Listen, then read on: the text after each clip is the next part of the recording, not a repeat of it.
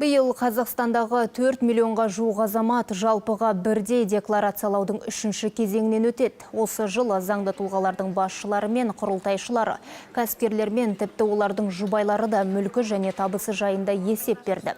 Ал азаматтардың қалған санаттары мәліметін 2025-те тапсыратын болады. Осылайша 13 миллионнан астам қазақстандықтың табысы мен шығысы жөніндегі ақпарат бақылауға алынуы мүмкін.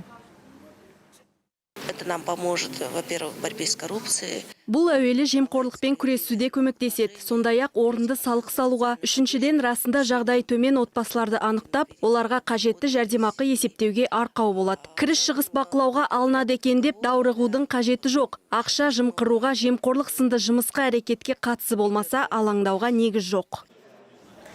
Еліміздегі декларация тапсырудың алғашқы кезеңі осыдан 3 жыл бұрын ұйымдастырылды. Ол кезде жауапты мемлекеттік лауазымды атқаратын адамдар мен олардың жұбайлары міндеттеліп 579 мың адам қамтылды.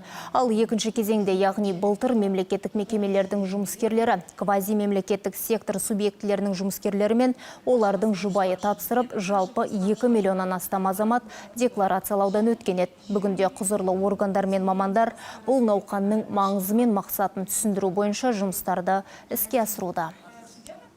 Қазіргі таңда жалпыға бірдей декларациялау мен жеке тұлғаларды банкроттығы туралы арнайы семинарлар ұйымдастырылып жатыр. Бұл жан-жақты біздің қызметкерлерге және сонның қызметкерлеріне, қарызсыз қоғамның қызметкерлеріне жан-жақты түсіндірме жұмыстар жүргізіліп жатыр. Алматы қаласында бүгінгі таңда өтіп жатқан семинарға Жетісу облысынан, Алматы облысынан көптеген азаматтар қатысып отыр.